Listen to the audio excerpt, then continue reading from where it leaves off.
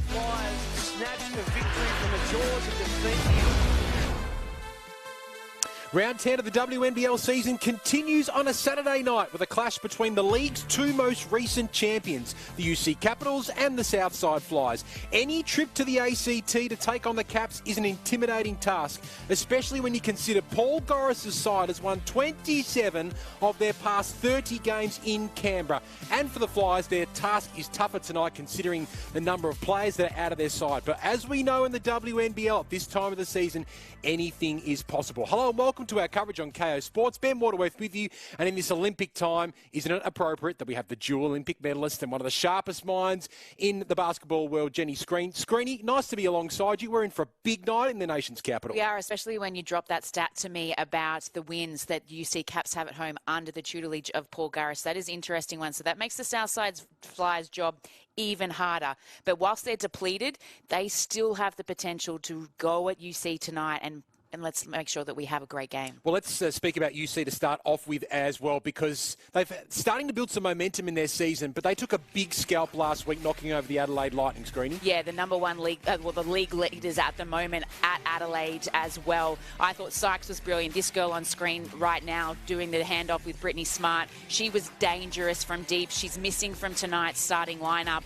but Ruth for me was the difference. She was double-double. She had 20-plus points, 10 or 12 rebounds, if I can recall. And then you got Sykes, her length, her wingspan. I got told at 6'3".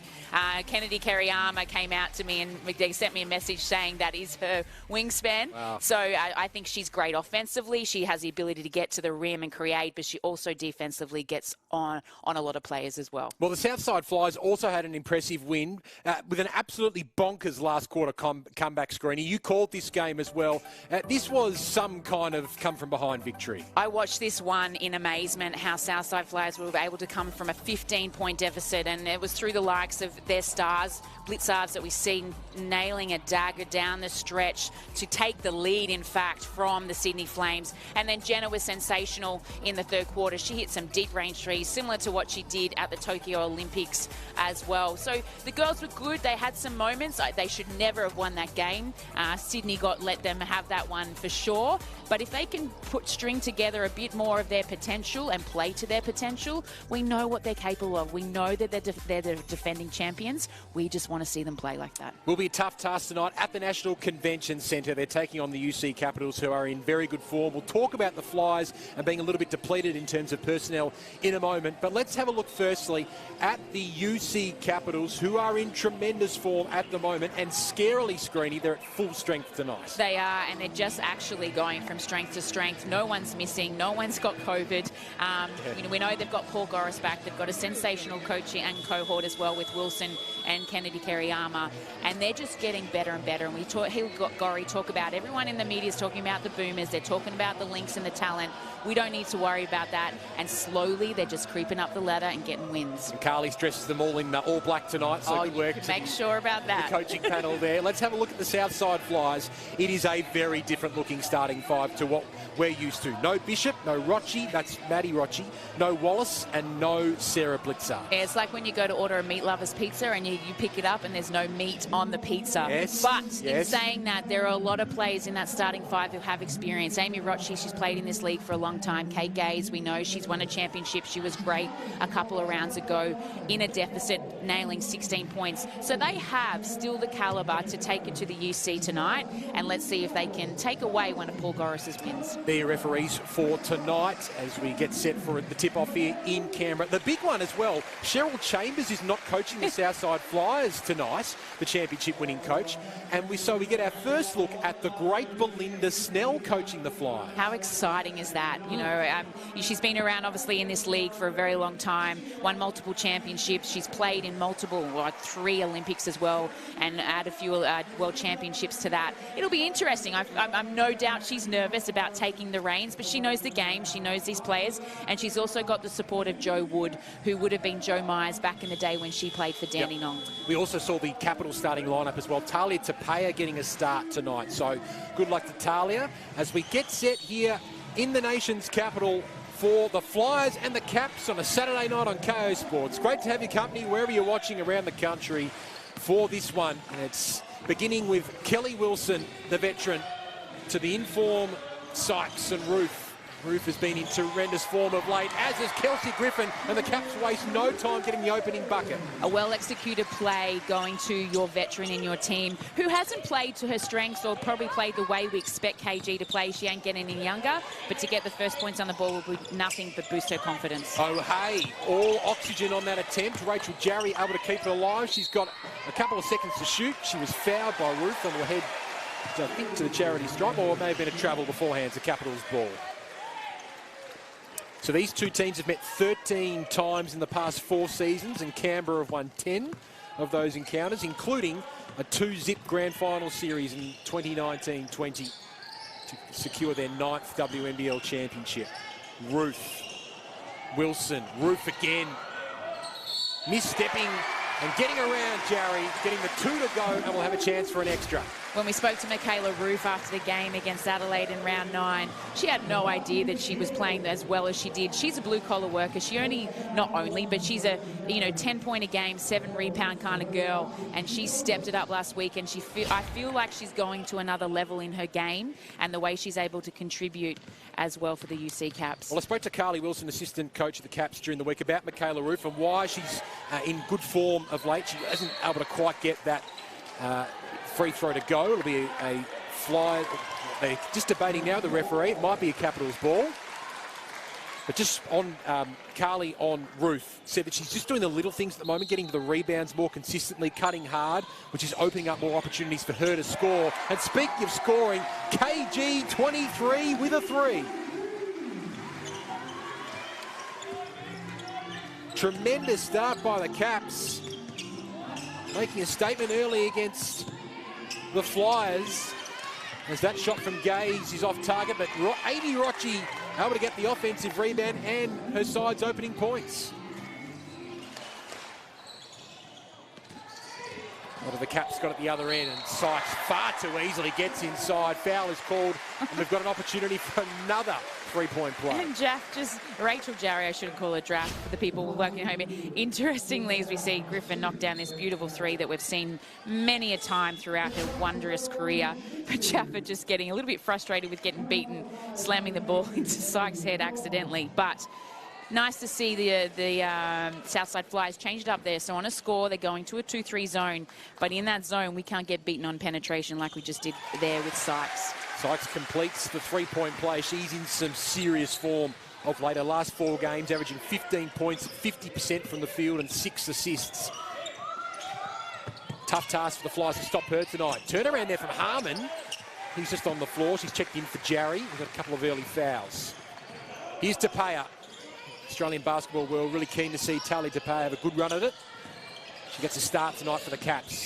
Here she is working in tandem with Roof, who's cutting baseline, looking for Griffin. Missteps again. Just can't get that left-hand hook to go. They get away with one, the Flyers. Amy Rocci kicks it up, and Kelsey Griffin says, not in my house.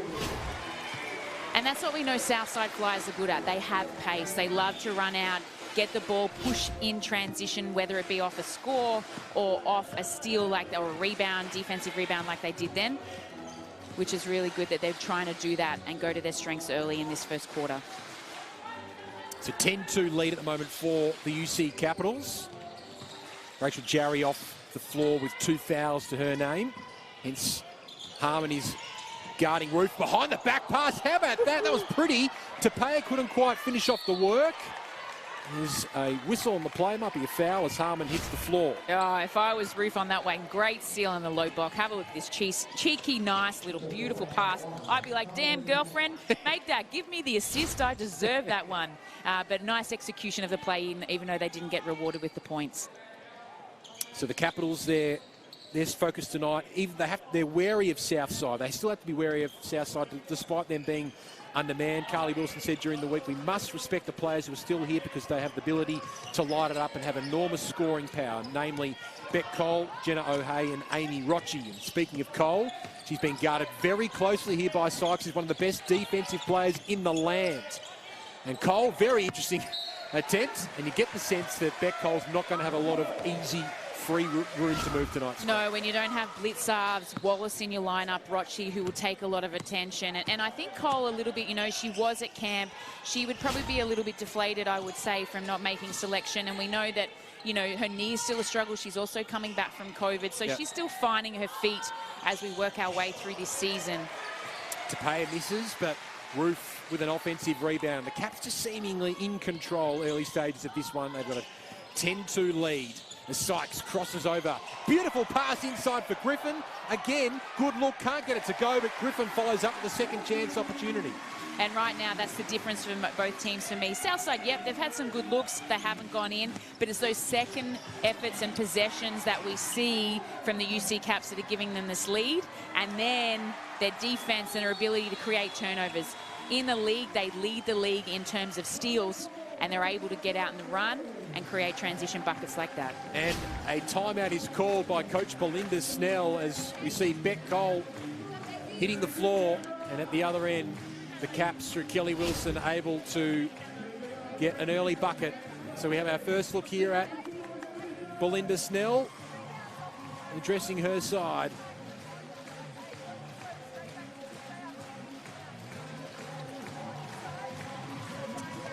What a champion of Australian basketball she has been for a number of times. Of course, holds the record in the WNBL for most points scored in a single game, 54. Sydney Uni Flames win over the Perth Lynx. This would be an incredible opportunity for her with Cheryl Chambers, Serbia bound as an assistant coach with the Opals. It would be tough, and to go in as your first cap as a head coach in the WNBL, you're thrown in the deep end. You've had COVID protocols. You've got Abby Bishop out with an injury. Yep. You've got, you know, your Opals away in Serbia. It ain't hard. You know, Cheryl's gone, here you go, Snelly, I'm out. It's going to be a challenge tonight, but now she has to implore her players. Find a way. We can't continue with excuses. Keep your player in front of you. Do the little things, do them well, and let's just have a great contest. So the Caps hitting form from the field earlier. They're going at 56%, whereas Southside just 1 of 4 to date. Amy Rochi running the point, normally been coming off the bench most weeks so far this season. Rochi kicks it out for O'Hay, for Cole, drives along the baseline. Again, a tough shot put up by Cole. Just not going all her own way early stages as Flyers will get the ball back. Bit of panic, maybe early screening. I think ball movement's good. You know, probably a couple gave up some early looks there as we see them just having that inability right now to execute and execute well. Set good screens, cut hard, be ready on the air time of the catch to potentially penetrate, pass or shoot. And without Bishop and Blitzarves tonight, 2 of their tallest players, as Cole didn't quite get it to go with the jump shot from the baseline restart. Tapia puts the brakes on and allows Roof to work her way into the key and kicking it out for Tapia. Griffin v. O'Hay. Kate, she's feeling it early. Can't get that left-hand hook to go as Simmons is on the floor and brings down the rebound. Cole for 3. Decent look, but just misfiring again. And the Caps with lots of easy stops early stages, although beautiful hands in there from Rochi, and look at her kick on the afterburners and can't get the layup to drop. And that facial expression says it all. But at least she had the effort and the intensity on the defensive end to push, and then it was followed up, I believe, by Harmon, I reckon, for the layup. I could be wrong, but a much-needed bucket for the Southside Flyers, rather. Sykes now for Griffin for 3. Good look for Kelsey Griffin, but Michaela Roof already monstering off the offensive glass. Sykes, Wilson for 3. Yes. And they're the ones that hurt because you've given up an offensive rebound. You've given a great team like UC a second opportunity at the rim, and to hit a dagger and a deep 3 just hurts, especially when you're down by, you know, over 10 points. Wilson has 5 points. Griffin has 7. The 2 veterans getting it done early for the Capitals. Cole, Harmon, nice looking shots from Emily Harmon, gets it to go. And that's good for Harmon's confidence. She hasn't played a lot this season. This is her first year in the league. She's over the age of 30. That's what you call persistence, I would say. She's been around. She's played in Perth. She's played in Tasmania in NBL 1 team. So nice to see her get some points on the board early, and you'll see her have some big minutes tonight. Missed shot there by Roof. And now a stop here for the Flyers. Can they make the most of it? Cole again works her way inside and loses control. And Beck Cole will come to the bench. She's coming off a big game against Canberra as well, and a big game against Sydney Uni. She scored 9 points in that final quarter comeback last week, screening 21 points for the game with 7 boards and 5 assists. So she's coming in with some good form. Maybe a little deflated after the Opals because she's been so close yet so far for so many years of that Opal squad. So it'll be fascinating to see how the rest of the game pans out. Speaking of Opals that just missed out, here's Jade Melbourne on the floor for her first time, and she gets it to Bunton, who gets it to go. Who is a former Opal herself. I thought she was sensational against Adelaide in round 9. Just did her job. Got the rebounds, got great position. She's got great size. She's been a great pickup for the UC Caps this season, and her body seems like, and her mind seems like it's in the where it needs to be. Jade Melbourne had a great opportunity to go to Opals camp. You know, she's still got a long way to go. She's a bub, she's 19, but expect big things from her, especially with that last name Melbourne in the years to come. Terrific block just before from Griffin as that shot is off target, and Bunton brings down the rebound. Wilson kicking it up, and Sykes taking a specky over the top. What a rebound. Terrific grab, just couldn't quite hold on to it. She's favouring her right arm a little bit as she works her way up the floor. But that was spectacular, and maybe the first of many spectacular highlights from Sykes tonight. Rochi brings it in board. Here's Taylor back for Rochi. Tough mid-range 2 attempts, and Melbourne on that ball more than anyone else, but Taylor came back with a good effort off the offensive glass to force a jump ball. Let's have a look at this one. Nice transition basketball. Froling gets it up on the rim, but have a look at that. You'd think she'd watched an AFL game. Yeah. There's been none for her to watch, but the pure athleticism as she comes down on Saray Taylor there, just getting one to the noggin. But she is one to watch. She was great in Adelaide with her use of her length and her athletic ability. It's fine, and it's quite difficult and something to admire. So Sykes is top 10 in the competition at the moment for points, steals, assists and blocks. And don't forget, she also averages 5.3 rebounds a game. Yeah. Like, she can fill up a stat sheet. I love the way she goes about it. She's quite humble in the way she plays. She locks in on the defensive end. She's quite a two-way player as well. It's a really great pickup, and credit to, Corus and his coaching group for being able to find someone like her. So a couple of the younger players of the Flyers getting a look here as Kate Gaze misfires from the 3 and Froling fumbles. So the Flyers will have another opportunity at their offensive end with 14 seconds on the clock. And when you look at the Southside Flyers lineup right now, all but Rochi have seen less than 5 minutes per game this year, except for Gaze, who's on the court as well. So this is a challenge for them, but it's also an opportunity to put their hand up, have a crack, and play some good basketball. Yes, the superstars in their team are going to come back, but this is the opportunities you want. When you're sitting on the bench for a lot of your season, you want to be able to give these chances, and hopefully these girls take it with both hands tonight. Doesn't mean they're going to get the job done and maybe come away with the win, but maybe it might allow the coaching staff like Chambers to trust them a little bit more as the season goes on. Rochi, nice find inside. Didn't quite come off there for Taylor. And then Rochi wanting to put it up. Just there's a whistle on the play here for the referees. We'll find out in a moment which way the ball's heading. Froling, I think, has been called for the foul.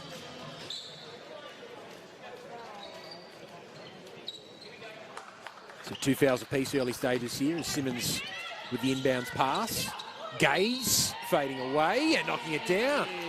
Nice from Kate Gaze. Nice indeed. We know what that name means in this country, the Gaze name. She is part of that family, one removed in terms of relations to Andrew Gaze, but she's done this her whole career. She needs to do this tonight, okay? She hasn't started the game well in terms of shooting, but a shooter will always shoot the ball, and nice to see her find one at the bottom of the net. Yeah, a couple of weeks ago against Perth, she had 16 points and went 4 of 4 from beyond the arc, so she's very, very capable.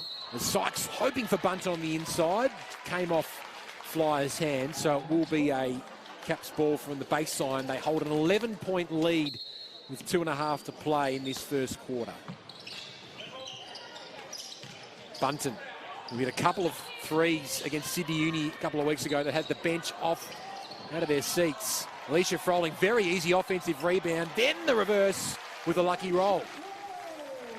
And that's the the 7th offensive rebound for the UC Caps this quarter alone. That's way too many in terms of being able to give a team like that second opportunities.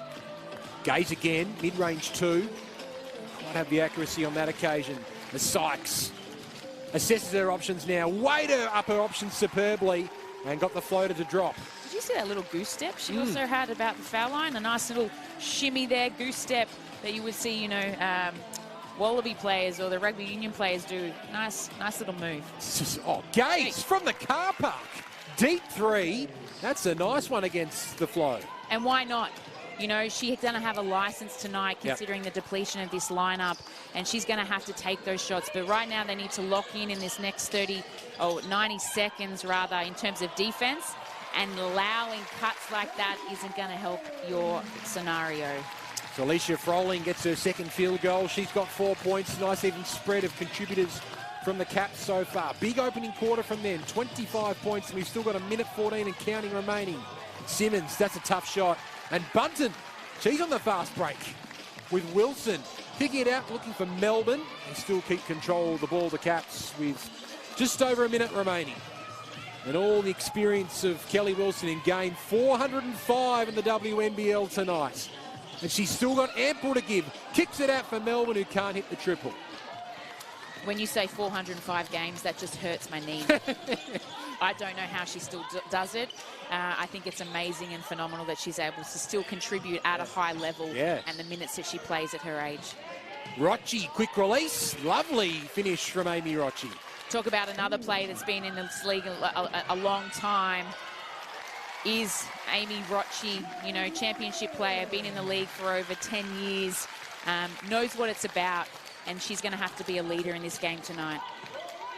So almost no shot clock left now. That was a lovely finish from Melbourne at the other end.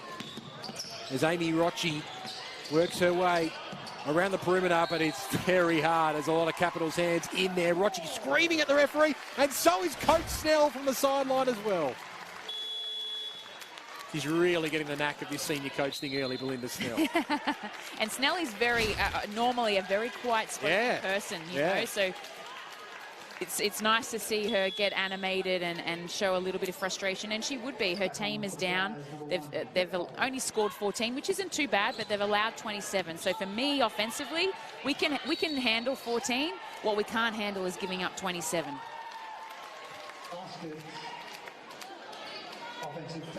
So offensive foul has been called here. Now it has been called on Bunton for that screen. So it will give the Flyers very little time here to put up the prayer.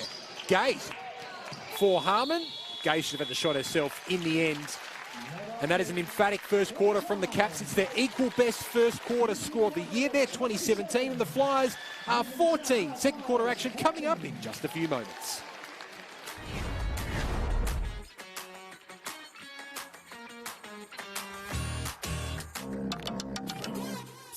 Who said we're not strong enough, not fast enough?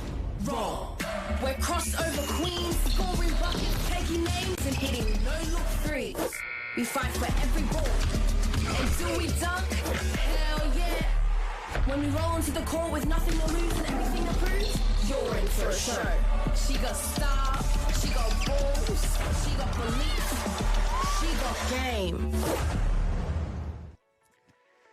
And basketball is one of the most popular sports worldwide, a game that anyone can be involved in, which is why the Australian Aussie Hoops program is in business, introducing kids aged 5 to 10 to basketball. They can learn and improve their fundamental movement skills as well as the basics of teamwork and cooperation, which will benefit them both on and off the court. So head to that address there, aussiehoops.basketball/find a program, to find out the Aussie Hoops locator, because registrations for Term 1 programs are open now, and it's great to see so many young Hoops fans at the National Convention Centre tonight with the Caps clappers, and they would have been at a fair workout screening in that first quarter because the UC Capitals are up 27-14 at the first change, and given debut coach Belinda Snell a bit to think about for the Southside Flyers. It did, and what they need to think about is what's going on the defensive end. Okay, yes, we know they've lost the talent and the scoring punch of a certain few players in Wallace, Bishop, Blitzarves. We know that. But defense, for me, there's no excuse. Yep. These girls are good enough. They're at the elite level. They play in the National League in Australia. You can play defense. You should be able to keep a player in front of you. And that's not about skill. That's about effort for me.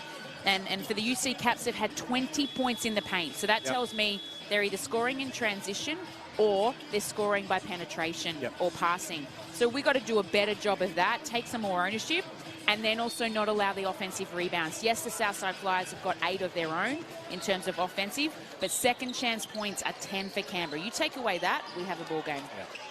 Both teams with a very similar amount of field goals attempted so far, but the Caps going at 59% from the field, and the Flyers going at 25% as Griffin brings down the rebound, can't get the love she wanted off the glass, and the Flyers get an early stop in the second quarter. It's Canberra 27, Southside 14, the two most recent WNBL champions going head-to-head on a Saturday night in the nation's capital. Harmon for Cole. Jerry wants it underneath the basket. Harmon works her way into the paint, and that's a good look, and the two to drop. Great execution, great ball movement. Got one side, second side, third side. Most people in that that concept or that phase touch the ball, you got a nice score. That's what you want. Let's see if they can get a stop now. Cabillo for Griffin, for Ruth, backing down here. Again, she tries the behind-the-back pass, didn't quite come off. Melbourne able to keep it alive. Griffin, they've been blocked there by Gaze and then put up a tough shot. Good defense there from the Flyers. The slow build up here from the backcourt.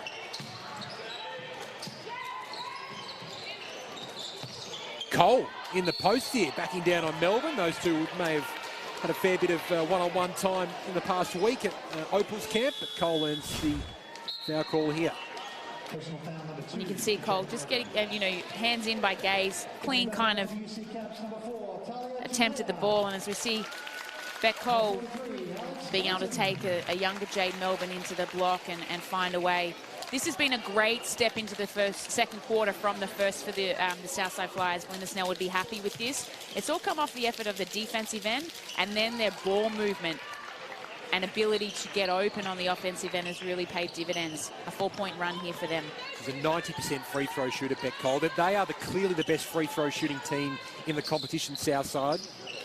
We've got 85% from the charity stripe. The next best is Melbourne at 76%. Griffin misses the 3. Sykes gets another offensive rebound. And Tupeya, again a good look. Bunton with an offensive rebound. Rinse and repeat, Button gets the 2. And if anyone's watching at home how to get an offensive rebound, Button just used her size then. She was able to push Emily Harmon underneath the rim to get a great body position and then use her size right there on screen as we're talking about her to get a fabulous block as well. Cabillo pulls up from the stripe and can't get it to go. It's the Capitals 27, the Flyers 18 from the nation's capital on a Saturday night. Severely undermanned Southside team. And there's a lot of responsibility on Beck Cole, and Sykes is called for the foul. But Cole just looks like she's carrying a bit of a burden out there at the moment. And I think Sykes is just challenging her really well in terms of the way she's able to play defensively. She's got great length. She has the ability to get up and in. She uses her ability to get over screens and show her thinness rather than her thickness really well. I think that's causing frustration for Cole.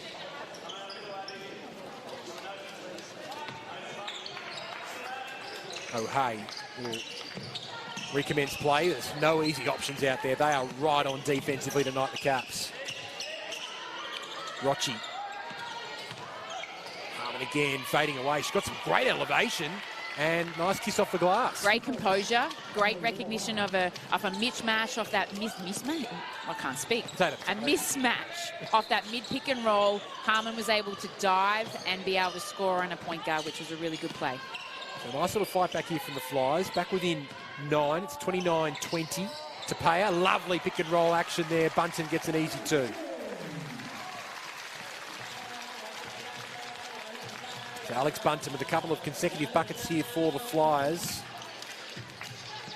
Starting to make her presence felt. They're really short of bigs tonight are the Caps as Cole finally gets one to drop. It's her first field goal. She's 1 of 5 from the field tonight, Bet Cole. Sykes, Griffin, Tapia, Bunton again, underneath the rack. Did all the hard work, then almost came up with the offensive rebound. The Flyers breathe a sigh of relief as Cole brings it into the front court. 6.5 to play in the second quarter. Cole kicks it out. O'Hay, seen too much of her so far in this one. Harmon again, falling well short on that attempt. Bunton brings down the defensive rebounds. Griffin working baseline. We saw on the play as Griffin was working away inside. And Griffin's just using her smarts there. You could see Emily Harmon. She looked like she had position, but she was reaching in. Here we might see it on the replay. You can just see us square up, have a look. I'm going to rip you, go low.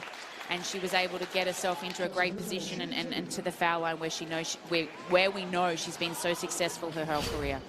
It was quiet against Adelaide on in that big win or last week rather. Had the 4 points. She was 2 of 10 from the field, but still very good off the glass with 10 rebounds. But she's had 12 plus points in 6 of her 7 games so far. KG 23, still going very strong at 34 years of age in game 186 in her WNBL career. She's having another exceptional year. Probably not as prestigious as we've known to come in the years that have passed recently, but she's still able to contribute. She's averaging 14 points a game and 7 rebounds. I'd take that any day of the week, regardless of her age. And there she is, bringing down a big rebound as well. Kelsey Griffin, she's averaging the 8 boards per game.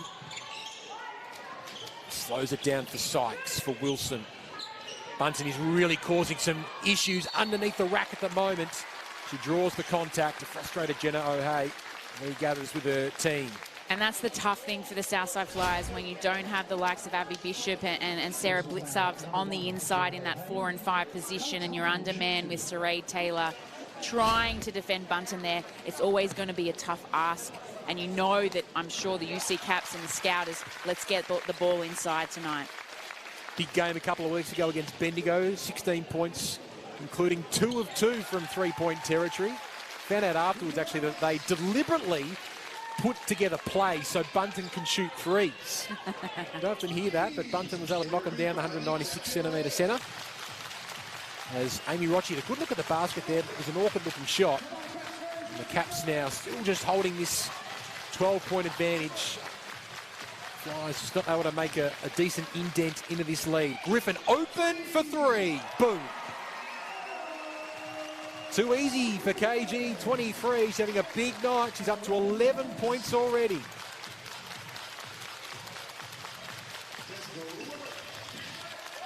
Cole goes to work. There's 3 Caps right in her vicinity. Jarry for Cole with 6 to shoot. Trying to work her way inside. Rochi screaming for it, but Taylor's underneath and misses the reverse. Patience almost came off there for the Flyers. Look away pass from Tapia. Griffin set herself. Instead gave it to Tapia, who ran straight into Jarry. No call from the referee, but Bunton gets the easy 2. And it's an early party here at the National Convention Centre. Southside are just, UC Caps are making a mockery. They're being able to move the ball way too easily on the offensive end for Southside Flyers. And then down the other end, because the Southside Flyers aren't getting the stops, it's starting to unravel a little bit, and we're going to probably see a timeout very, very soon. And Brittany Sykes, what a magnificent play that was. She hits the triple. And timeout on cue is called as the Caps go out to a game-high 20-point lead. Kelly Wilson throwing look-away passes in Canberra tonight. Well, when you have that ability to not be picked up in D-trans, no one's picking her up. She's able to be at full flight in transition and find one of the greats of our league this season in Brittany Sykes, who knocked down, not something that she's known for, is her 3-ball game, but nice to see that she drained that one. So you mentioned a 6'3" wingspan? 6'3" wingspan. Yeah, I asked Carly Wilson during the week, how does Brittany Sykes get so many steals? And she said her arms are so long. She does a great job of hiding her length, keeps her arms down, so it looks like there is an open passing lane. Then once the pass goes, she's so athletic. So when you pair that with her incredible length and ability to read passes, that's why she's such one of the best stealers not only in the WNBL, but she was #1 in the WNBA in 2021 for steals and in the all-defensive team. Yeah, you see it every game. It's been fascinating to watch her. And if Carly Wilson's saying that, Carly Wilson had very long arms as well. Yes. And it also reminds me a bit of Rebecca Allen-esque. Yes. Okay, Opal at the moment played with the Melbourne Boomers, now playing over in Europe. She's got that length as well. So for the next generation coming through, yeah, you want height as a player, but if you can walk around with some weights and grow some arms a little bit, I think that's more advantageous than it is to have height in this game, the way it's played these days. 20-point lead for the Caps, and we're only halfway through the second quarter, just a bit over. What will they do out of the timeout here, the Flyers? Rochi, O'Hay. Deep 2 attempts is a good deep 2 from Jenna O'Hay. And again, showing displays of coming out of a timeout or a break and being able to execute a much-needed bucket. Now we've got to talk defense. We've got to lock in, try and get some few stops with just under 4 minutes to go in this second quarter. Bunton is screaming for it again. It's Tapia. Goes one-on-one here with Taylor. Somehow works her way in, but she cops some contact on her way through and then got the ball in her face thanks to the Alex Bunton 2 attempt. And here's the last play from the Southside Flyers. A nice little pick and roll action between two veterans of the Southside Flyers. And then as we shift our focus down to a young and upcomer, I won't call young anymore. She's been in the league a long time with the Sydney Flames and then obviously has come to UC, returning from injury with her shoulder. She's a one player that I hope in the next few years as we see one of the veterans getting more buckets and more points to her name. But Talia Tupea, she has potential to be a great player. And, you know, I hope that she can string some games together this season. And she's only 24 years old, Talia Tupea. She's got a lot of basketball left. As Cole hits the deck again and is called for the travel, she's having a frustrating night. She is indeed. And you know, we can talk COVID and we can talk going to Opal's camp and all that stuff, but I think defensively they've just, the UC Caps know the scout tonight. They're pushing her to her left hand. You know, they're not allowing her a three, and you can see that frustration. And the frustration would also be coming that she's trying her hardest. She just doesn't have the caliber of talent that the UC Caps does around her. As Tapia works her way inside and will go to the free throw line to shoot 2 after copying some contact. I mentioned before how she has been around for a long time. You have to remember she was the second youngest WNBL debutant ever at 15 years and 133 days. So it means that she's played 138 WNBL games. You see Beck Cole taking a seat now on a frustrating night. And Talia Tupea heading to the free throw line. She's still got lots of opportunities for higher honours, Talia Tupea. Yeah, and it's all about stringing games together. It's about getting fit. It's about being healthy. She played for the Flames a long time. Alicia Poto would have been a, you know, when you're a 15-year-old and Potsy was your point guard, she would have learned a lot from the caliber of talent, even probably played with Nat Porter back in the day as well. So she's played with talented players. She knows the game. She's smart. She's played at a World Junior level as well in the green and gold. And I think she could be really good. Not that says much. Oh, no, Spree, one of the sharpest minds in the business. As Taylor, she's certainly not back down in her minutes on the floor. Some great signs from Saray Taylor. She gets the 2 to drop. And that's what you want from these girls that are giving the opportunities. Just go out there and have a crack. Have a crack on both ends of the floor, offensively and defensively. You've got nothing to lose. It's the first minutes of the game, of the season, rather, Saray Taylor. And you wouldn't know. She's playing like she's in the crack every game. Ruth, though, backing down now on Gaze. A big mismatch, and Ruth gets the lucky roll. That's a tough shot. You know, she made that look easy. The ability to be able to spin and spin well, fade away from the rim, not from just, you know, a couple of feet, but close to the elbow or the foul line, I should say. Nice bucket. Tough there from O'Hay. She went the reverse and then caught the foul. Slams the Spalding on the floor as the Cats are called for the foul. Here's that look on Kayla Roof with a long fadeaway attempt. Really nice. And to fade to her left too, being a lefty, really tough execution to make. A little flabbergasted by the call. Here's Chelsea D'Angelo having a look here. And O'Hay gets another mid-range 2 to drop, the veteran. And if they can just string a few of those points together in this last 2 minutes, you know, as they head into the halftime break, get a bit of momentum coming their way off the defensive end. Like that. Oh, being able to hopefully keep someone in front of them, then that just gives them a little bit more positivity going into the third quarter. Game number 293 in the WNBL for Jenna O'Hay, getting that 2 to drop. So it's just off target. Great rebound, though, from Froling to give them a fresh 14 seconds, the Caps. Tapia goes to work. The deep 2 is beautiful. And the entire Caps bench out of their chairs, standing and applauding Talia Tapia. 4 points for her. Lovely even contribution of scores as Harmon again continuing her excellent start to this game for the Southside Flyers. Tapia. Ruth as Melbourne looking around the perimeter. Saw the paint and went inside, but again loses control. So not quite going Jade Melbourne's way. And then D'Angelo was hoping to get O'Hay for the fast break over the top. But crafty hands of Kelly Wilson ensure the Caps will have the first. We'll have another say inside. And Michaela Ruth, that's a tough finish. Left hand drops, and she'll head to the line for a free throw.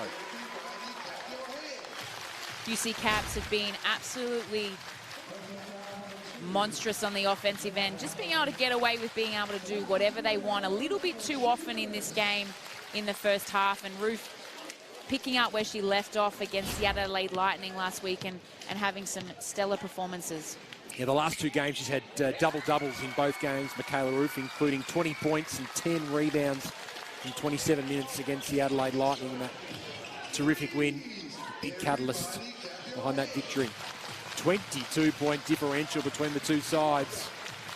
And the Caps are far from done. O'Hay crossing over Ruth there, kicking it out for D'Angelo for 3. Lovely from Chelsea D'Angelo. And you called for a Ben. You wanted her to have a good game tonight. She hasn't seen much court time. She's moved across from the Melbourne Boomers. We know she spent some time there under Guy Malloy. She did snap her Achilles and has returned from that this year. So nice to see her get some points on the board. So Flyers bring the ball down the floor. They might have the final say of the half. They'd be pretty satisfied to get it under 20 points because it was looking ominous. O'Hay for Gaze. O'Hay will set the screen. Pick and roll here for O'Hay, who has to put it up now and does, and falls short at half-time. And the Caps head in with a very healthy lead. 53, the UC Capitals, to the Southside Flyers 34. Their bigs are doing the damage. Griffin has 13, Bunton has 10, and Brittany Sykes is putting on another terrific performance. 8 points for Britt Sykes to go with 3 rebounds and 3 assists.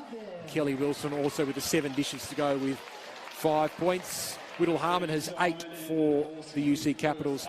As well as the Capitals head to the change rooms for a well-deserved break, Jenny Screen, because that has been a mighty first-half performance. If I'm Paul Goris, I'm really happy the way they executed, but more so their defensive dominance was absolutely sensational. The nice thing about them is, apart from Griffin and Bunton, who are dominating on the inside, as we know they would with a depleted lineup with Southside Flyers, it's nice that anyone that's hit the court has contributed to the scoreline tonight. Their ability to get out and run off steals and defensive rebounds is one of the main reasons they're in front. Now, on the flip side with the Southside Flyers, I wouldn't be upset with 34 points, considering they're missing about, on average, with the girls that normally play, around 40 points. Yep. Okay? The struggle for them is defense. To allow the Caps to score 53, who are on par for over a 100-point ball game, that isn't good enough at this level, and no doubt Belinda Snell is going to be spending a lot of time in the change room in the halftime speaking about let's pick up our defense. And it's a tough initiation for Belinda Snell. Her first game as a head coach in the WNBL, and at halftime she finds her side down by 19 points, 53-34. As we have a look screening at some of the early numbers, and the Caps, they're clicking on offense, 14 assists to 7 early stage. Yeah, and when you're shooting at 57%, it's easy to have a lot of assists, but a lot of them have come in transition as well. They're able to get out and run, and because the Southside Flyers are struggling in D-trans, it makes the ability to find your teammates really, really easy.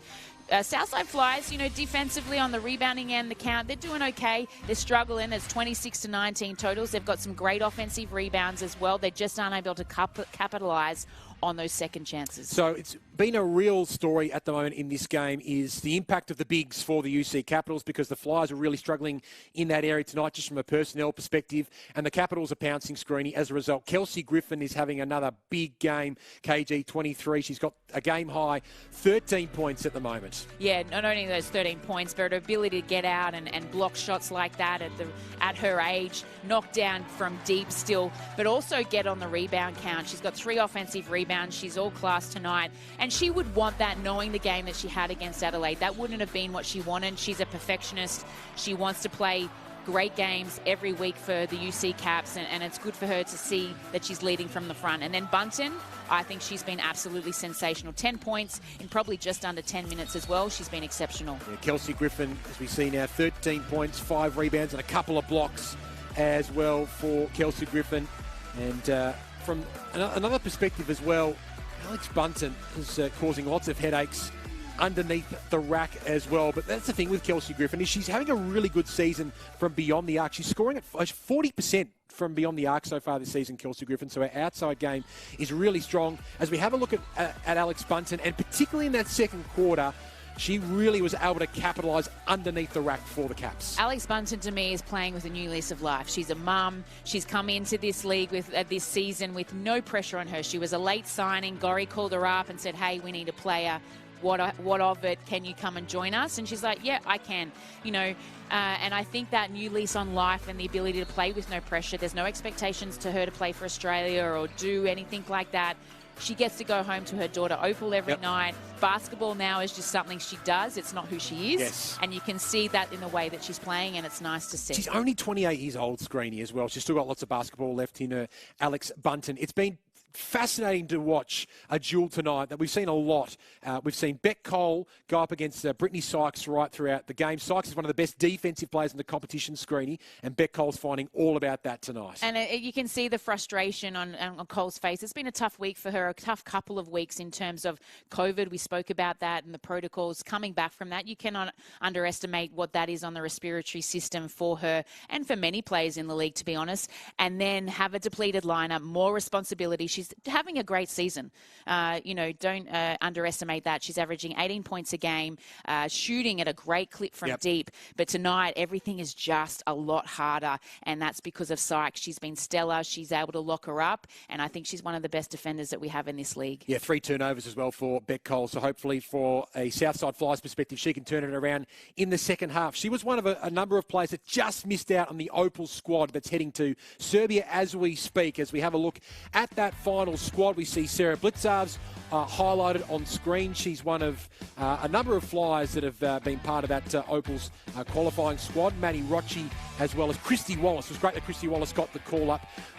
Generally, Screeney, they're playing 3 games, the Opals, in Serbia for qualifying, although we've automatically qualified because Australia's hosting the tournament. Thoughts generally on that squad? Look, there's a lot of new faces and new names that have never been coached by Sandy Brondello, and this is their opportunity, okay? We don't need to win these games, but winning games gives you confidence, and we haven't won a lot of games in the green of gold of late.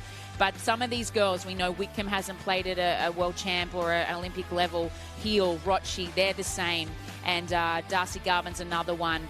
Blitzarv got caught up late to the Opals. She's not a guarantee yet. So most of these girls, to be honest, I would say maybe 2 or 3 a guarantee, and the rest, it's all about putting your hand up and showing Sandy what you're capable of on the national stage. They've got Korea, Brazil, and Serbia. 3 different types of teams where you got to be able to lock in and play 3 different styles of defense. And it's going to be interesting to see how some of these girls go, because a lot of them are great, as we know, in the national system, okay? But when you go to international, it's a completely different ball game, and that's what a lot of people don't understand. Yeah, as we found out, certainly at the Tokyo Olympics, it just feels like a bit of a line in the sand moment at the Tokyo Olympics, and we're seeing a bit of a changing of the guard with the Opals at the moment. And I think the Southside Flyers are finding all about how tough it is. You've got a lot of Opals, a lot of star quality in that lineup for the Opals, but they're missing a lot of their star players tonight. Maddie Rocci's heading to Serbia as we speak. Abby Bishop is out with injury at the moment as well. It's pretty hard to try and replace talent like that, Screeny. Yeah, and Bish is an unfortunate one too. She got that injury in the first quarter against Sydney when they were able to come away with the win after being down by 15. But she also was in the Opal squad and a potential to go to Serbia, and that's a really, a bummer for her that she doesn't get that opportunity. But I'm no doubt she'll be back in the squad. Maddie Rochi's another one. Christy Wallace, I think she's having a sensational season. She got a call up to the Opals purely for the game she had against the Perth Lynx a couple of weeks ago when Sandy was in the crowd. And then you also got Blitzarves, who's averaging about 15 points a game. So it's a big ask and a task for the Southside Flyers tonight, but it's all about defence, Ben. Just on Christy Wallace, there's a lot of people on the Christy Wallace bandwagon, and I think you've been on the bandwagon, I think, for longer than anyone else, Screeny. How proud are you to see Christy part of the Opal squad? I think it's really important that she's a part of the Opal squad. Whether she makes this year, it's what she's gone through. Yep. The adversity, the turmoil, after having a great career, a junior career at an American level in the NCAA. She was sensational with Baylor, and then she's had 3 years just devastated by injury. And to see her come out, and I speak to Christy a lot, and for me it was just about, don't worry about your points, don't worry about your stats, just be confident in the way you play and get games under your belt, and then the rest will come. And you can see that about her. And I think if she isn't in this World Cup team, and she may not be, it may be too early for her, but if she continues to just string games together, stays fit and healthy, continues to learn from the experienced players around her, she'll be pushing for Paris for sure. Yeah, good luck to Christy Wallace. I know the whole Australian basketball community is behind her, but right now for the Southside Flyers, all their attention is trying to get back into this game in the second half. Screeny, who really needs to step up? What do you want to see differently from the Southside Flyers this quarter? Just a little bit of defence. 53 points is just way too many. And I spoke about it in the second quarter. Defence isn't about skill, it's about effort. And right now they're not showing that. They're giving up too many offensive rebounds. UC Caps have 11 offensive rebounds, second chance points for them. We've seen daggers from deep on those offensive rebounds from the UC Caps. For me, the points are fine. 33 is okay. Yep. You can handle that, but you can't give up 53 games. So let's see if they can keep the Caps, to under 20 points, and then try and crawl back this lead or this deficit that they have. And I suppose the scary thing as well for the Southside Flyers is that Jade Melbourne has not had a big influence on this game offensively so far. She was one of the players that just missed out on going to Serbia, but had that experience with the training of the Opal squad. How beneficial would that have been for her in this past week to work with some of the best players in the league? You can't underestimate that value because she's going up against girls that are older than her, that have more experience than her. Sammy Whitcomb, to have that experience of going up against her is sensational. She's a pup. She's 19 years of age, and I just love the way she goes about her game. She's going to have games that are more up and down than most because she doesn't have that experience yet, but she's just got to take the opportunities when they come and, go under the tutelage and keep learning from the girls around her and also her coaching staff as well. And she'll just get better as the years go on. And no doubt we'll see her, just like some of these young players. Wallace is another one we've spoken about in the years to come, potentially in the green and gold. So Jade Melbourne is a big part of the Canberra Capitals' future. They've certainly identified that. The Caps, they're on a 3-game winning streak at the moment, Screeny. They're well on their way to hitting a 4-game winning streak as well. As we have a look there, their recent results, their big wins as well. 34 points, 22 points, and 13 points against the Lightning is a big win when you're considering the talent of the Lightning. They're building some serious momentum in the back half of the year. Yeah, considering they got walloped on their home court in Kelly Wilson's 400, I think that was a little bit of a wake-up call for them. And then they've just gone on to strength to strength. They've got great experience in their team. They're very well led by Paul Goris, who's now, he has a time away from the game in January, but was well supported by his assistant coaches. They've got the experience that a lot of teams don't have. You don't become a sensational club and win 9 championships and forget about it. And that just flows into the blood and the makeup and the fabric of a club. And whilst we don't talk about them a lot, it's probably a good thing we don't, because they're just, like we said at the start of the game, they're going about their business. They're not getting, caught up in the media hype between Melbourne Boomers and the Perth Lynx. And now you just see a team that knows how to win and get it done and win at home, like you talked about at the start of the top of this game. And they're showing that again tonight. I think of all the WNBL teams, you sense the Caps. Everyone would have missed playing at home last year, obviously outside the Townsville Fire in the hub season. But the Caps really miss not being able to play in front of their home fans because they are so dominant and they always put on a great show in front of those. Oh, great show indeed. It's always tough going up to their venue to play. It's a fabulous new venue that they've got now. This is their second season, I believe, here at this venue, but they didn't get to use it last year like they would have. And they're vocal and they're boisterous and they get under your skin. They're similar to Townsville in the way they cheer and stuff, and they're almost like a sixth man or a sixth player, and it's almost annoying and frustrating when you come there to play. So shout out to all the UC Caps fans that are they're supporting their girls week in, week out. Yeah, vociferous Townsville-like fans, just minus the cowbell scream. This is true. As we're back underway in the third quarter, it is Canberra 53 leading Southside 33 on KO Sports. Great to have you with us. Ben Waterworth alongside dual Olympic medalist Jenny Screen for the call tonight, as Rochi has a good look for three and gets an early confidence booster for the Flyers. That's a much-needed start. We saw that. It's kind of a little bit of deja vu. Start of the second, they came out. They were good. They were locked in. They had a little run, got some stops. Let's see if they can do that again at the start of the third. Sykes back on the floor. Just had a little bit of time off the floor late in that second quarter. Just resting up. You'd sense for a big second half as she falls short on that triple attempt and gets the offensive rebound. Drives hard inside, couldn't get it to go. No foul called either. And the referee blows the whistle. Will be a Southside ball. It is the determination and athleticism of Brittany Sykes on display there, continuing her terrific start to her WNBL campaign. She turns 28 in a couple of days' time. Turns 28 on Monday. A lot of basketball left in her. Cole for O'Hay. For Rochi. Got 8 points, Rochi. Equal team high. O'Hay. Tough time defensively. That's a tough shot with Tapea right in her face as the shot clock wound down and the Caps bring it down the front court. Griffin. Sykes. Steps inside. Look at the elevation for two. How good would it be if she could dunk Oh, that? were you thinking that too? Yes, I was. Yes. Just that, you know, little power footwork that she had there, the 1-2 step into that. She's got the length. I wouldn't be surprised if she couldn't dunk a tennis ball, to be honest. Whittle Harmon, beautifully done. She has got a team-high 10 points with 5 rebounds. She's showing why she deserves a little bit more court time. Yeah, talk about, you know, taking an opportunity with both hands. You know, she would fit into the rotation a little bit more, I reckon, considering they're not that tall. We know Jenna's playing a lot more of the 4 rather than front to bucket this year. Harmon probably deserves a little bit more opportunity to play, and it's nice to see her hitting her straps. Griffin with another 2. She's got 15 points, 4 of 10 from the field for Kelsey Griffin. As we have a look at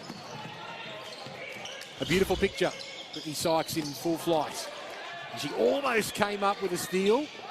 That's probably what she's most renowned for, but now she's showing off her outside game. Nice work from Cole. Inside for Whittle Harmon, who kisses it off the glass. She wanted the foul, none forthcoming, and she gets the deuce nonetheless. She's getting it done. They're getting scores, but they're not getting stops. And unless they get stops, this deficit isn't going anywhere. Griffin, Tapea. 7.5 left in this third quarter as Tapea well off target. Southside just chipping away here. A couple of stops in a row. But Rochi loses control as Tapea was applying the defensive pressure. Here is Emily Whittle-Harmon on display. Been an NBL 1 star since 2015. Really big for the Dandenong Rangers in the last NBL 1 season, averaging 22 points per game. She was in the top 10 in the NBL 1. Oh, easy. Michaela Roof, she won't get an easier bucket than that. She's having another big night. 9 points for Roof, 4 of 5 shooting. Foul called off the ball. That might be on Jenna O'Hay. And again, and it's this fast-paced game, this transition game, the first 8 seconds of the shot clock, that the UC Caps are just having too much freedom with. Defensively, the Southside Flyers, they need to pick up a little bit earlier, stop the ball to allow those type of shots to occur. Take that back, that was on the Caps, but at the other end, Cole finds some rhythm, hits the triple.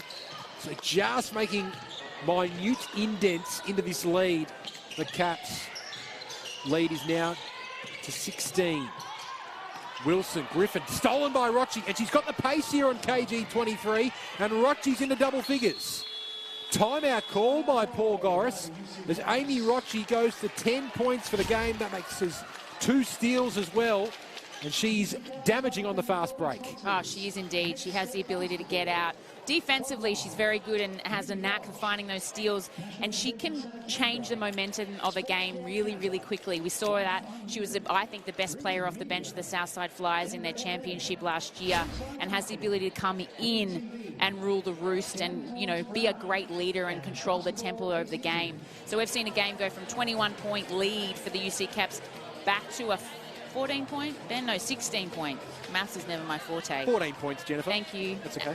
Being pregnant too probably doesn't help my maths and my counting. But that's why necessary timeout. We can't lax. You know, being up by 20, it's easy to lull yourself into that false sense of security of like, we got this, we're good.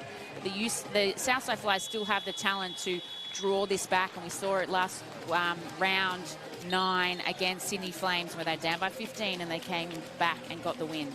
Belinda Snell addressing her side. Amy Rochi just at the front of your screen there, the foreground. She's a Dandenong girl through and through. She started her basketball career with Dandenong in the under-12s. This is her 10th season with the Dandenong-based franchise. She had 2 seasons at Adelaide and played a big role in Adelaide making a grand final series that they ultimately lost to the Caps in the best of 3.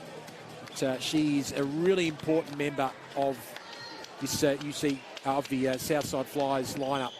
We've seen her in the past be able to step up when players in the starting 5 have gone down. She really stepped up with Jenna O'Hay playing limited minutes in the grand final last year in the hub.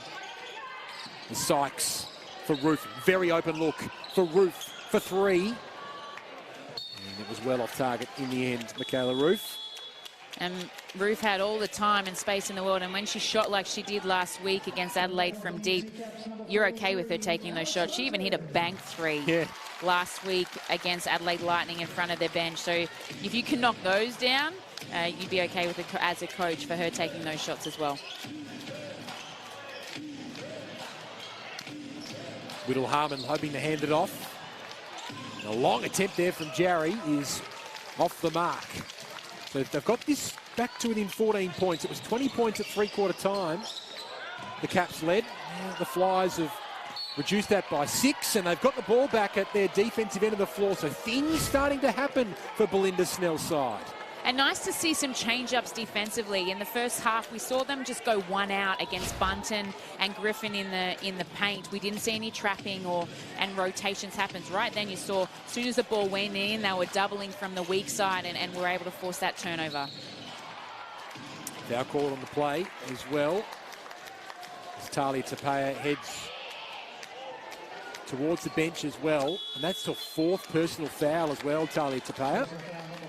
So she takes a seat. There's still a 1/4 left of this game. You heard Jade Melbourne steps onto the floor as well. Really giving Tapea a good look tonight on the floor. Whittle Harmon picking it out for Rochi. She's got 4 to shoot here. Puts it up, quick release. Falling well short, and Kelly Wilson with an easy rebound. There's a mismatch here in the front court, and Griffin assesses, kicks it out for Bunton, who's been very dominant from that position tonight. And that's an easy score. That was a 5-on-3 transition there. You had 2 Southside Flyers go to the ball in the backcourt, and too smart, too strong are the UC Caps, and came up with an easy find at the bottom of the net. Another rebound for Kelsey Griffin. She's 15 and 6 tonight. Now she's working her way inside offensively. Sykes lobbing it for Bunton. They're identifying that mismatch lots. Bunton misses though. Cole brings down the rebound. Important 5 minutes coming up here for the Flyers. Amy Rochi working so hard tonight, lifting her game offensively and keeping the Flyers in it. Much needed bucket by the Flyers. They're doing a great job in this 3rd quarter. They're leading in terms of, 8 to 12 in this quarter alone. So if we were to break it down per se, you'd be pretty happy with that as a coach. But again, it's not the offensive end. I keep harping on this, and it's a little bit frustrating, and I'm sure it is for the coaching staff as well. It's the defensive end. Just little discrepancies like this, little fines, that shouldn't happen there shouldn't be those breakdowns, regardless of whether it was a foul or not. Bunton should never be that open.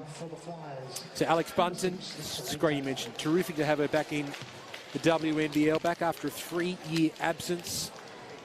11 knee surgeries, plastic surgery and a broken nose, ankle surgery, all between the ages of 15 and 25 years of age. It's crazy, isn't it? The adversity, you know, we spoke about Christy Wallace before. She's none the different, probably went through the same adversity that how Wally has, probably even to a higher degree, to be honest. And with her size, it would be even harder, you know, to come back from those injuries. But like I've said, credit to her. She's playing with a new lease on life as we just see her get a little bit of niggle there. Keep our eyes on that as O'Hay puts up the mid-range 2 and misfires. Bunton looking okay there on the defensive rebound. Getting better looks in this quarter, Southside. Create stops the defensive end. Another option here as Alex Bunton will head to the line again. This is a big mismatch. Sheree Taylor playing. Being asked to play well above her size. She is having a feast down low in the block tonight. Look at that, just being able to use her size and her strength against the smaller Southside Flyers lineup to her advantage and get herself to the line again. It's really nice to watch. So any young girl watching at home, whether you're a tall or a small and where you play, learn how to use your body. Footwork and using what you've been given in terms of your size or your strength. Whether you're, you know, front to bucket or in the post, don't underestimate the ability to be strong and use your body to your advantage like Bunton does. Equal game high, 15 points for Alex Bunton, 8 rebounds as well. Lucy Griffin also with the 15 for the Caps. Taylor, great confidence shown again. Left-hand finish didn't drop. Kelly Wilson coming up with another board. She's got 8 assists as well, Kelly Wilson, having a big night finding her teammates. How about the beautiful pass and dribble up the play from Jade Melbourne. Her talent on display there as Bunton is rewarded with the 2, and there's more to come. Yeah, she was just able to put on the jets there, wasn't she? A little bit of behind the back, came back, crossed over Jaffe. Jaff turned her inside out and was able to find her teammate or get herself to the line, I'm not sure. But a side ball, rather. But a great display of athleticism there from the youngster. So still a 17-point advantage here for the UC Caps. Sykes guarded by Gaze. Rare fumble from Sykes, but she's still got time to assess and go to work with a deep 2 attempt. It's falling short, and another offensive rebound for the Caps. It's Kelly Wilson coming up with it. Sykes hoping for a cut, doesn't come. 5 to shoot for the star import.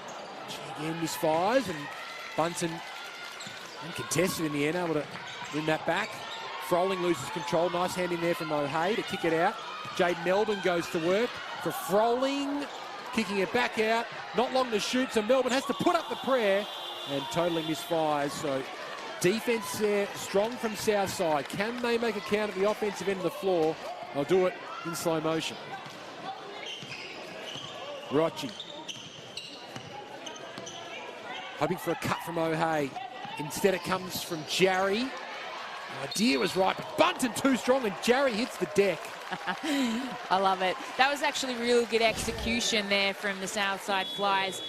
Jaffa setting the screen, you know, Jenna using her experience, had a nice little curl cut, created a little bit of a mismatch, and then you saw Rachel Jarry be able to slice that and get away to the paint. And then you just see 2 veterans going at it, wanting to fight for the same thing. 2 tough competitors as well. They don't come much more competitive than Rachel Jarry underneath the rack.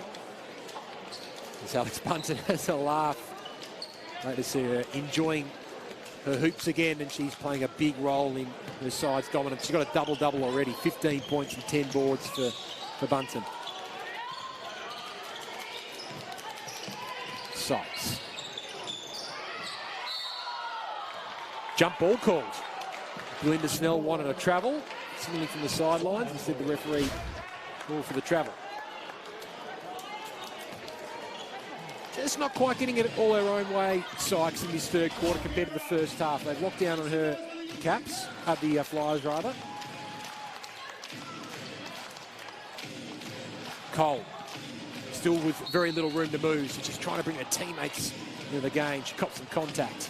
That was good. It's better for Rebecca Cole to be on the left-hand side of the court, because that allows her to come back to her natural preference, which is her right-hand side. In the first half, we saw her get pushed to the left-hand quite a lot because she was starting on the right-hand side of the court. So nice little adjustment there from the Southside Flyers. Rochi, Cole, Gaze back on the floor for the Flyers with just over a minute and a half remaining. Oh, hey, screaming for it, but Kays couldn't get it to her in time. Wilson and Melbourne, the veteran and the young gun. Then Amy Rochi gets up high. May have just copped her on the arm, though, and she's hurt herself a little bit as well, Amy Rochi. Yeah, might have just got a stinger. Yeah. Yeah. Just have to shake that one off. Great block, though. It was. Ooh, nice. You know, nice to see her challenge that, contest that against Kelly Wilson. Probably just a nice little stinger. Straight up the elbow from that beautiful block that we saw. Now, an offensive foul is called off the play. You know, hey, screening as well as that whistle was blown. Substitutions will be made and the Flyers will get the ball back. You can see Bunton here setting a screen on Jenna. Nice little back pick. Not much in it, but the Southside Flyers will take a possession. Definitely. With a minute and a half remaining. Oh, hey, make a count at the offensive end of the floor. Cole finds a little bit of space, drives hard, gets the offensive rebound, and the 2 to go. That is super tough from Beck Cole. And that's just persistence. Staying on task, you know, putting a shot up, missing it, following up, getting your rebound. Might just be the momentum that these girls need. Hasn't been her night, but she still managed to get 9 points, Beck Cole.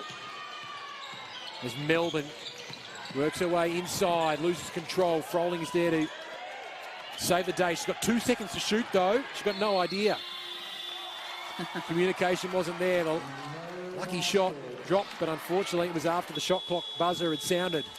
Yeah, definitely no shot clock recognition there, as we see Jay just put on a little bit of a shimmy and hesitation. Froling followed up with getting possession, but wasn't aware of the clock at all that ran out. She takes the seat. Alicia Froling. The Flyers trail by 20 at half-time, and they're only down by 15 as a foul is called on the Caps as O'Hay tried to work her way into the perimeter. Yeah, when you watch this, you know, they're 16-11 this quarter, so they're pegging it back.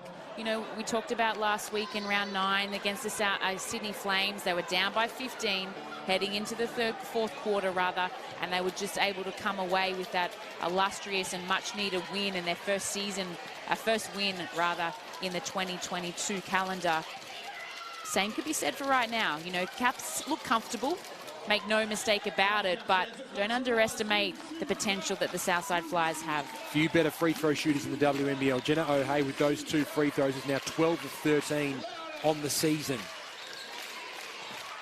And stolen almost by Cole. She did get it in the end. Mismatch here. D'Angelo, Cole, got it inside for Whittle Harmon. Terrific team basketball from the Flyers. They're within 11. Mighty fight back this from an undermanned Southside team. 8 to shoot. Wilson kicking it out for Melbourne. Oh, denied by Beck Cole.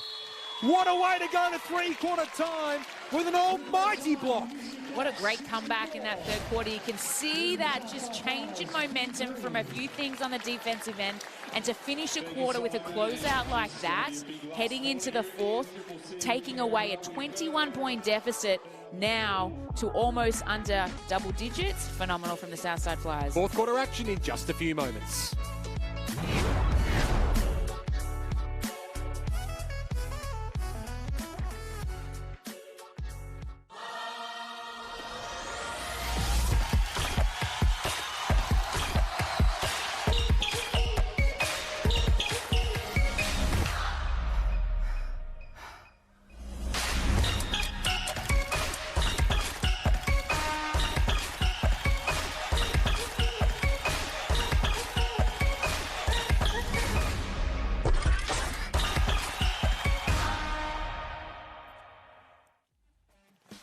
FIBA's flagship competition, the FIBA Women's Basketball World Cup, is heading to Australia in September. We'll see 10 action-packed days at Sydney Olympic Park.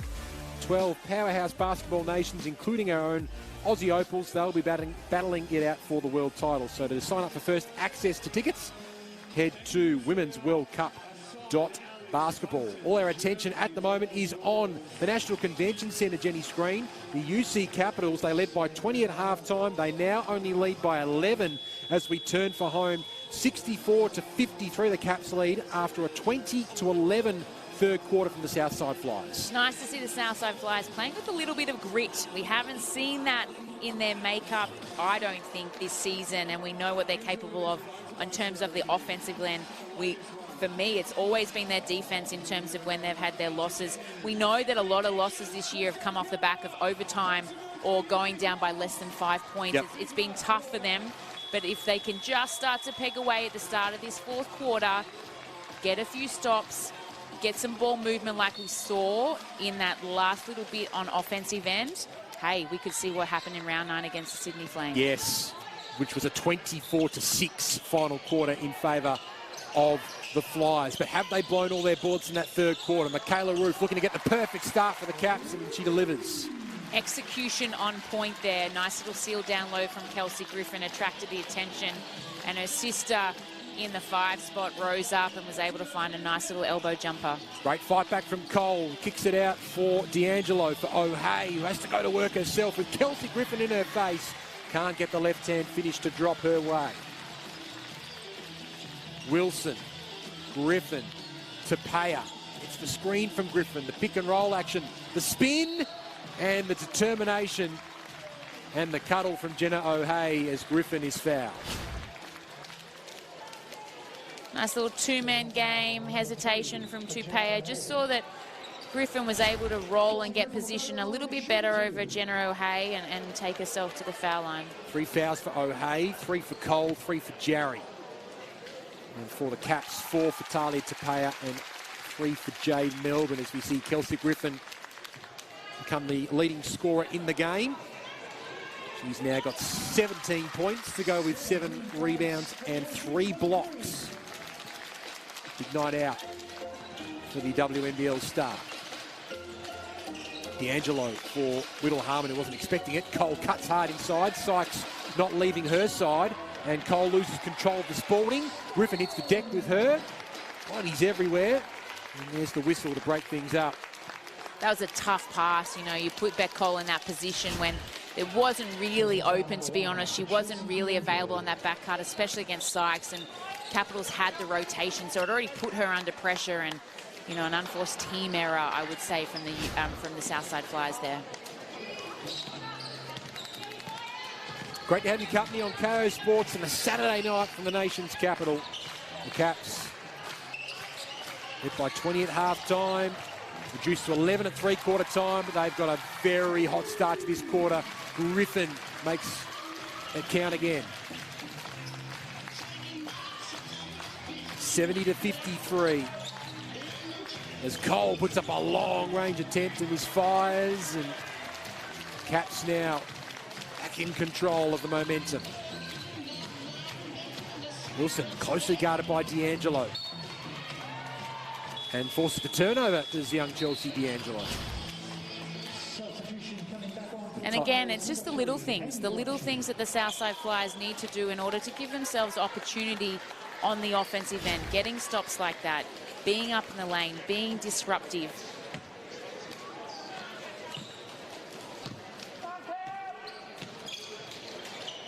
Rochi. Whittle Harmon. O'Hay wanted to set the screen instead of get the ball. She was given the latter. 10 to shoot for O'Hay. For D'Angelo, who's denied again by Griffin. Make that block number 4 for the star. Now she's going to work at the offensive end. Sykes, big couple of steps inside, hard contact. And she cops the foul. And if we were to break down this game from the UC Caps, a lot of their scoring power and abilities come off their point of being able to get stops on the defensive end and then get out and push and run in the open court. They are beautiful to watch when they do that. 75% free throw shooter. Brittany Sykes, 8th in the comp for points per game, 1st for steals, 2nd for assists, 10 for blocks. Pretty amazing impact she's having for the UC Capitals. That's a product from the University of Syracuse.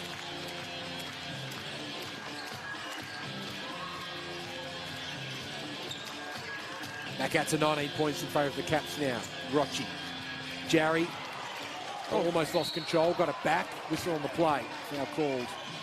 The Caps. Harmon trying to put the ball on the floor here. Roof just getting in those cheeky hands, but Harmon able to reel it back in and draw a foul against the UC Caps. 7.5 to play in the 4th quarter. Still a lot of time in a basketball game. Yeah, but the frustrating thing is, right, they were down by 11. Great cut by Chelsea. Oh, Brittany Sykes. Great cut, even better block from Sykes. And then at the other end, what about going all the way? Brought her teammates in the game, and why not bring in Kelsey Griffin? Couldn't hit the deep three. You get the sense Michaela Roof is about to be blown off the NCC. They're sensing a big opportunity here to really can put a big win in. Rochi, great defense from Tapea. No foul call on the play. Sykes goes to work, has Tapea to her left, goes herself, gets it to drop, count the points. And check out the celebration. She's going to the line for an extra. Hashtag she got game. Talk about someone in this league that's got game. It's that girl right on screen there in Brittany Sykes. Her ability to do it two ways, defensively and then also on the offensive end. She has the athleticism, she has the length. We've spoken about her 6'3" wingspan, but check out how when she puts on the Jets and goes to work here in the open court, it's beautiful to watch. Nice little hesitation, nothing special, but I love the celebration at the end. The 6'3" wingspan and then the athleticism, the jump as well, just adding to how tough it is to try and shoot over her. Back out to a 21-point lead here for the UC Caps, 74 to 53. They are in control at the moment.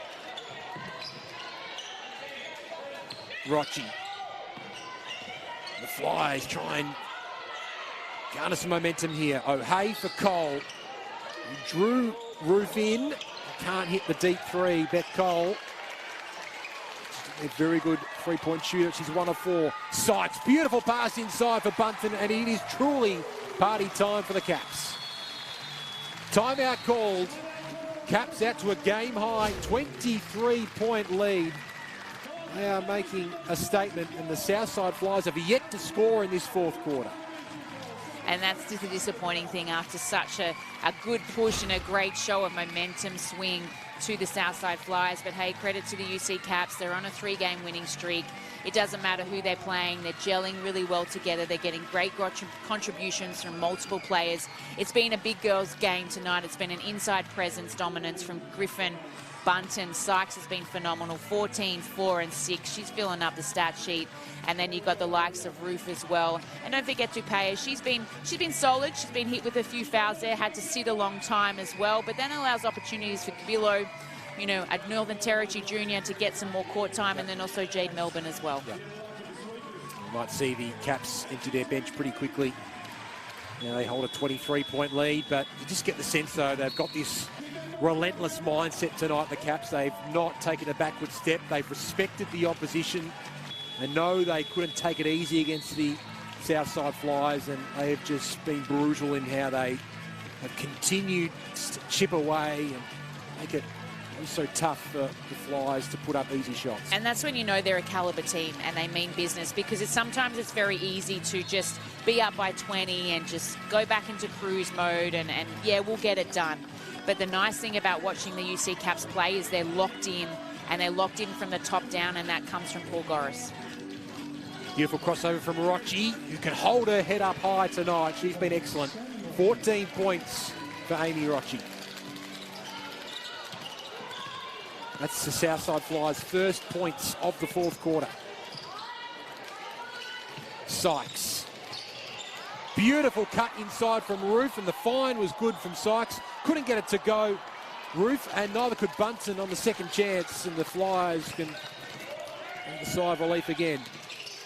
Gaze, O'Hay, stolen and picked away there from Sykes. Will this be it? Screeny? No, she goes for layup instead. I'm wanting that dunk. Can you get up, girlfriend? Come on. Oh, what a pleasure it is to have Brittany Sykes in the Women's National Basketball League. Cole, deep two, all nylon on the attempt, and Beck Cole gets over 10 points again. She's hit over 10 in every game so far this season. It hasn't been her night, but she's still find a way to contribute. Wilson, Bunton, handing off for Kelly Wilson. Open look for three, and that would be pretty sweet for Kelly. It's sweet for all the UC Caps right now. Every girl that's played tonight has hit the scoreboard. They're able to move the ball with ease and freedom on the offensive end, and they're just locking in defensively, you know, holding the Southside Flyers to 57 points. I don't care that they're missing, you know, a couple of players that are over in Serbia with the Opals. To do that to any team is really phenomenal, and a great job for them tonight. Probably give the assist to Alex Bunton as well. That's 27 assists for the Caps compared to 11 for the Southside Flyers. Their chemistry on offense has been excellent tonight. It's led to some really good looks. They're going at 55% from the field compared to Southside's 40%.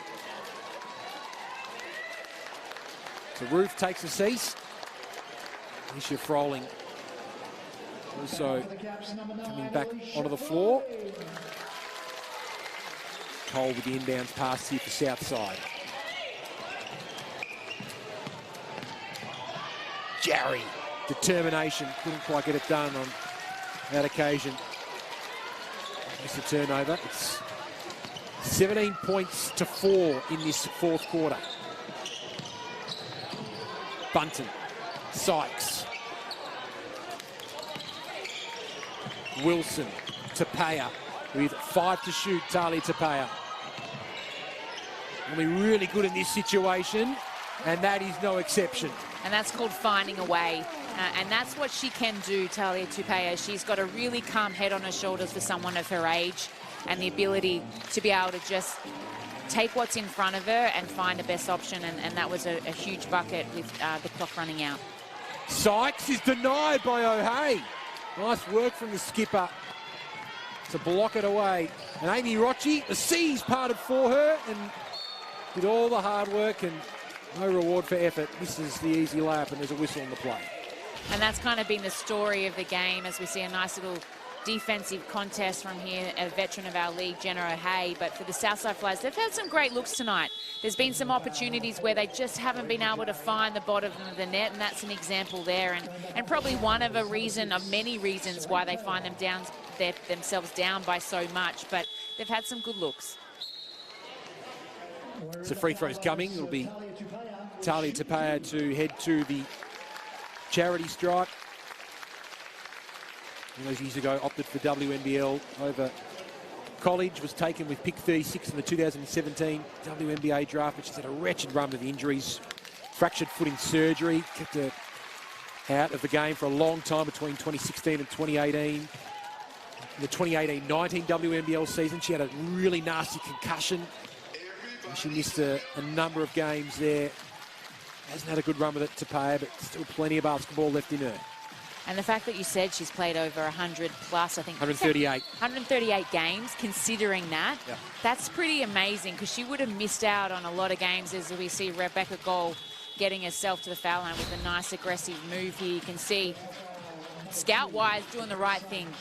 Sykes pushing it to the left-hand side, and you can see just Cole releasing a little bit of enjoyment there and probably frustration. She finally gets a call from the referees because she's been pleading all night. She's a very good free throw shooter, Beck Cole. 90% free throw shooter so far this season, and she continues her great efficiency. As we have a look at the Caps on offense once again, and they've been elite on offense tonight. Melbourne lobbing it in for Bunton. They've been a hold in there from Jarry. She's a little flabbergasted by the call. Yeah, they just missed Bunce a little bit too early. She was wide open. Jade Melbourne just got the pass there, but probably a little bit too late and probably close to being a 3-second violation. And you can see that's probably what the Southside Flyers are being frustrated about. But Bunton, again, getting that position, owning the paint tonight like she has, and pretty much a big reason why we see such a huge lead from the UC Caps. Just saw Rachel Jarry take a seat on the bench. That's a forced one as well because she's now fouled out of the game. 5 fouls for Rachel Jarry. 4 rebounds. It's her night done. Cole moves away inside, then back out to Gaze. Pick and roll here with Saray Taylor, who has a good look for 3 and knocks it down. Some promising glimpses tonight from Saray Taylor. Yeah, she's been solid. Yeah, nice pick up there. You know, she's been good for her minutes. She hasn't seen any court time. I believe this is her first minutes of the 21-22 season, and nice to see her drain one from deep. It's been a long time coming for this kid. And Wilson loses control, and Kate Gaze has a free run at the basket here and misses. And that would have been pretty sweet, no doubt, for the Caps fans. And at the other end, Alex Bunton lays it in. What a big night for Bunts. 21 points and 12 boards. I think she'd be close to a career high, to be honest. You know, she played in some caliber teams with the UC Caps in her career, and 21 points for her, where she draws a unfortunate foul there and sending fellow big girl to the line, Harmon, who's done a great job tonight herself with 16 and 5 for the depleted Southside Flyers. Bunts, for me, has just been exceptional, and I'd be interested to know if this is a career high for her, definitely a season high. Look on that for you, screenies. We see Emily Whittle-Harmon at the line, 16 points so far and 5 rebounds. Can't get that shot to go, and another board for Bunton. 88-65 in favour of the Caps. We're seeing a couple of different players on the floor now, including Cubillo, and Casey Samuels has also just checked in for the Caps. And 16 the screen there. 2 minutes to play. It's been a tough night for the Flyers, missing 4 of their best 6 players, really. Christy Wallace, Maddie Rochi, Abby Bishop, and Sarah Blitzarves. They're missing 40 points a game. Yeah. If you combine those 4 players together or thereabouts, maths isn't my forte, but I'm pretty sure it's about that. And that's always going to be a tough ask. We knew it was always going to be tough coming into this game. They've battled. They've showed some glimpses. I think Harmon has been a shining light for them. Taylor's been another one. They've taken their opportunities when they're presented, and hopefully once Chambers come back and the other Opals come back, that they might find themselves a little bit more into the rotation. That's 9 of 12 from the field now for Emily Whittle-Harmon as she takes her tally to 18. Foul is called on Gillian there. She's just checking in for her first minutes. Nice find from Chelsea D'Angelo as well. And the Caps will head to the line. Here's Alia Cubillo. Proud Larrakia woman as well. First woman born and raised in the Northern Territory to play in the WNBL. Paul Gora said pre-season she's really grown in her role as a vocal point guard and genuinely starts to lead in that position. So we hope we can continue to see Abby develop.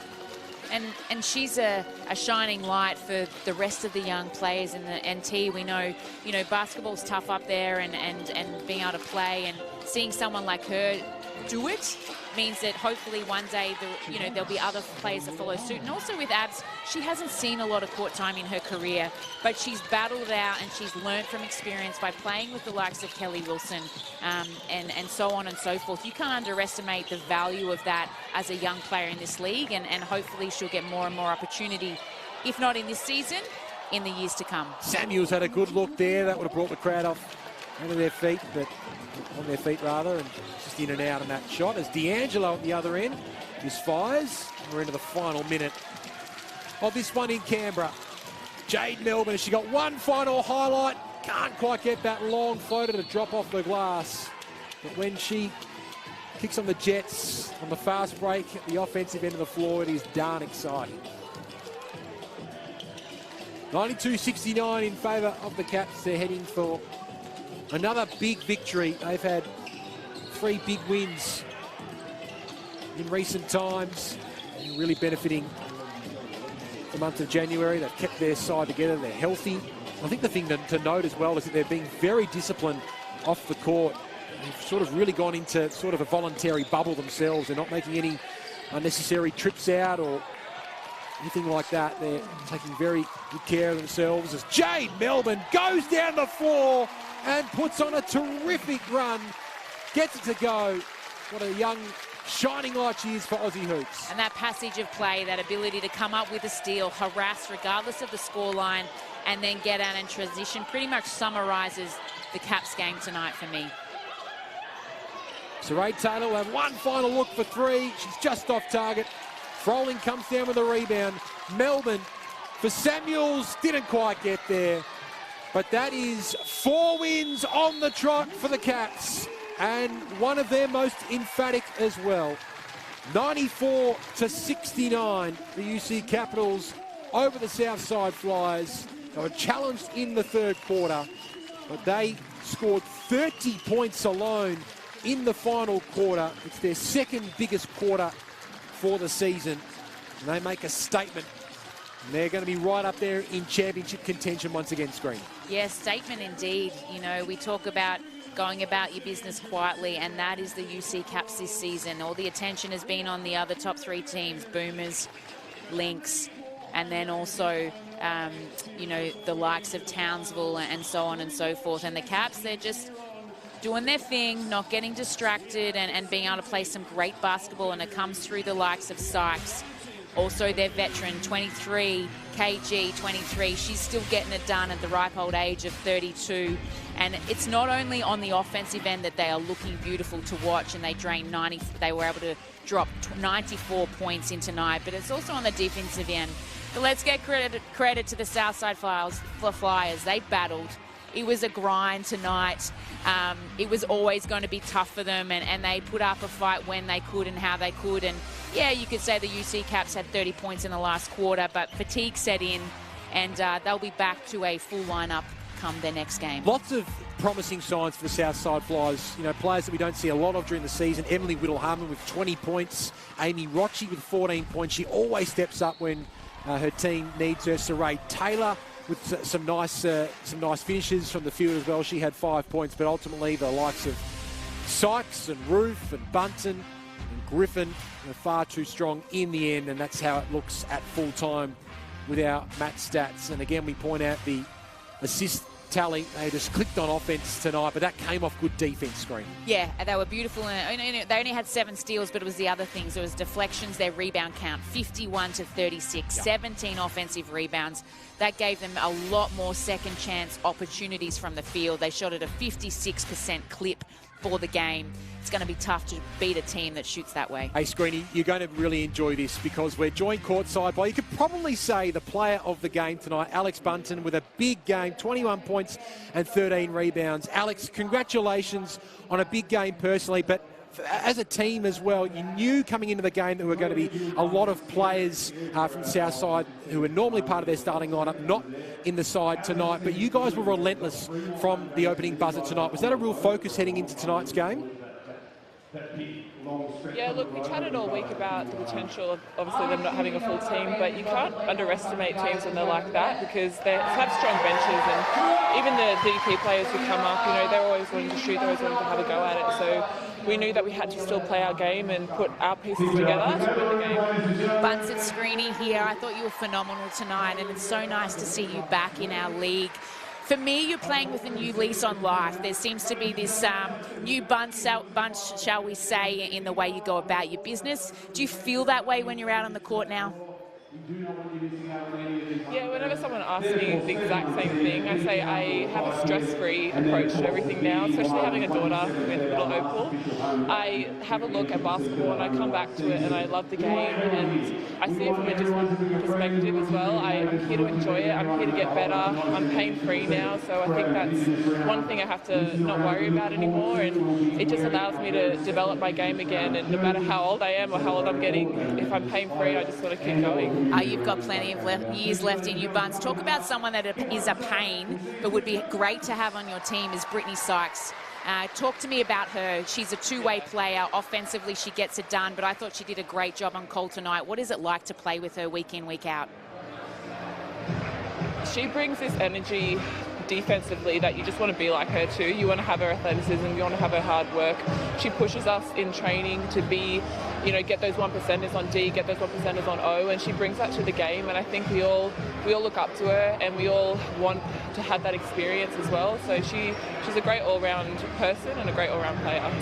Alex, just talk to us about Kelsey Griffin at the moment. She continues to dazzle as she gets further into her WNBL career. You would have come up against her when you were playing a different team for the WNBL. What's it like now to partner alongside Kelsey Griffin in the same lineup? Yeah, she's pretty stoked that we actually got to play together now.